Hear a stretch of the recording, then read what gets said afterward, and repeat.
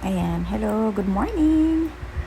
Kwenta natin yung nangyari kahapon. So, anong shift ko yun? Friday shift, technically. So, sa Saturday morning, since, di ba, pang umaga ako. Ayan. So, maaga ako nag-prepare kasi nga, nasa Clark site yung mga kasama naming coaches from the Valley. Kasama si OM kasi Christmas party kami sa cluster. So, maaga akong pinapasok, like 5 a.m. Dapat nasa office na ako, even if 6 o'clock pa lang yung shift ko. Kasi nga, para magawa na namin yung exchange gift, yung may something. Di ba naman, namili ako ng isang araw sa SM yung mga ipang-gift ko. Yung something na ka-assign sa akin is something na hinihimas. Weird, no?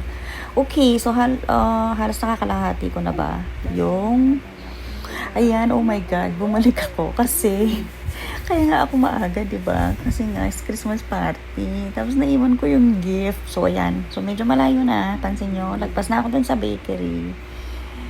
Bumalik ako. Okay. Diyos ko, Inday, makakalimutin. Di man lang naalala, kaya ka maaga dahil dun sa Christmas party. Tapos iniwan yung gift, oh, di ba? Pabalik talaga ako. Nakita niyo na yun kanina. Kita niyo ulit. So, bumalik na ako. So, pabalik ako sa apartment. Ay, kapagod. Diyos ko, kalayo na ng nalakad ko, te. Ay, naku. So, ayun na nga. Kinuha ko ulit yung dapat nadala ko talaga because yun lang naman yung importante sa araw na to. So, yun. Ayan, yung naka-paper bag na yan. Mga something na hinihimas. Kahit hindi naman talaga gano'n.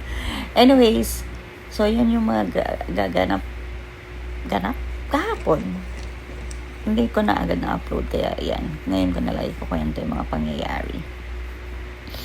So, di ba layo pa? Lalakad ulit si Inday. Madilim. Sobrang dilim dyan sa part na yan.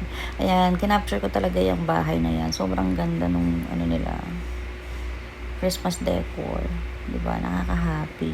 Sobrang lang. Kumukutitap.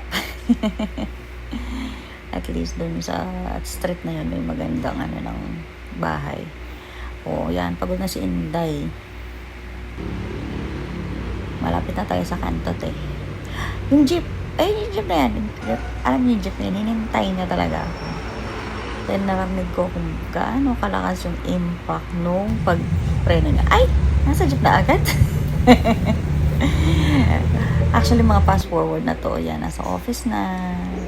Office na yan. Hindi yung mga kasama ko. Yan, mga kasamang coaches. Ito, yung Sharon part. Kasi, nag-request sila ng CC. So, pinag-order sila ng CC ng kasama kong coach. Diba?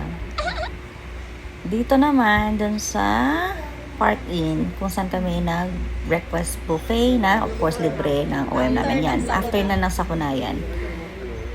Wala kayo dito. Siya na, diba? Dahil nakain. Busog na busog ang ate nyo. And then, final, ito na yung mga nakuha ni ate sa Christmas party.